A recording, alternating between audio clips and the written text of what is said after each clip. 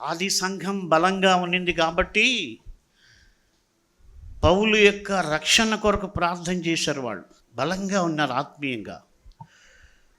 కానీ ఇప్పుడున్న సంఘం పరిస్థితి ఏంటంటే శ్రమలు తట్టుకోలేని పరిస్థితి. ఎవరైనా సంఘాన్ని హింసిస్తూ ఉంటే వాళ్ళు చచ్చిపోవాలని ప్రార్థన చేసేవాళ్ళు ఎక్కువైపోయారు ఇప్పుడు. ఆది సంఘం అలా చేసి ఉంటే వాళ్ళు అలా చేయలేరు, ఎందుకంటే దేవుడు వాళ్ళని నడిపిస్తూ ఉన్నాడు. కాబట్టి అంత దుర్మార్గుడైనటువంటి సౌలుని దేవుడు ఒప్పించాడు. ఆయన్ని దర్శించాడు దమస్కు మార్గంలో. ఎంత వ్యతిరేకతను కలిగి ఉన్నాడో క్రైస్తవ్యం పైన, అంత ఆసక్తి కలిగి.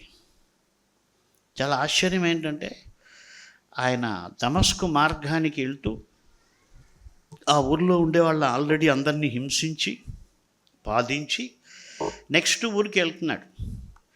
అలాంటి వ్యక్తి యేసు ప్రభు చేత పట్టబడినప్పుడు ఆయన స్టేట్మెంట్ ఏంటంటే, నాకు బహు దుఃఖమును మనోవేదనయు కలుగుచున్నవి నా సహోదరుల యొక్క రక్షణ కొరకు అంటాడు. ఎంత ఆశ్చర్యం కదా! ఒకప్పుడు మనుషులను పట్టుకొని తరిమినటువంటి మనిషి ఇప్పుడు ఆయన చుట్టూ ఉన్న వాళ్ళు రక్షణ పొందకపోయినందుకు ఏడుస్తూ ఉన్నాడు. ఒకసారి మనం ఊహించుకుంటే ఎలా జరిగింది ఇది? దేవుడు మార్చగలడు.